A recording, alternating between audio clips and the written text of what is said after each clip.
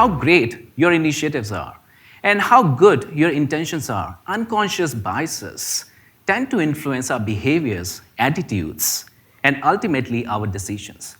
And these biases can add up quickly in a company culture, limiting individuals and organizations giving their 100%, and at the end of the day, resulting in less inclusive workforce and the workplace. So what to do about it? Because sometimes biases are actually not just unconscious beliefs of people, but they get embedded in our systems, in our processes, in our procedures.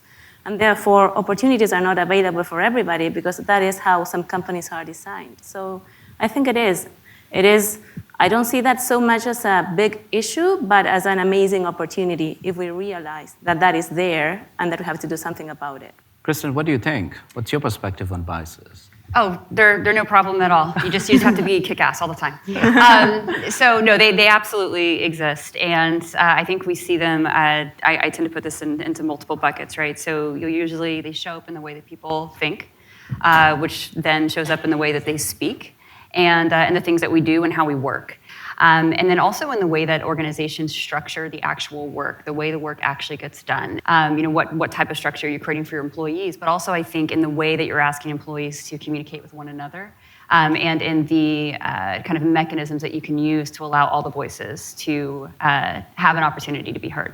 I think that the other element to this is what I would say that it's actually naming it, right? It's taking it from this unconscious, it's happening, but we're not talking about it, and actually putting it in the middle of the table and making everybody observe, oh yeah, this is happening. We have to provide a learning environment for our people, that we cannot grow our business if we don't grow our people, and that there's no thing such as a mistake-free growth or mistake-free innovation.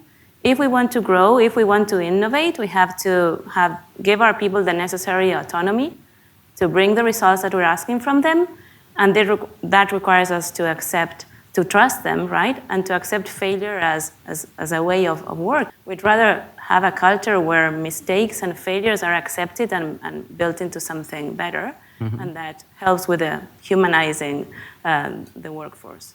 I think there's one element of personal development that organizations can overlook, and that's around giving employees the opportunity to know themselves really well and to develop a vocabulary that allows them to articulate what they need to be successful, what they need from other people to be successful, and then also the ability to recognize, well, what does someone else need? It's the humanized version of technology that can help us here, right? No sense in driving a program where kind of you get in and you get out and you're done. It's doing something that brings technology to the touch points or to the aspirations of our people at each time of their life cycle.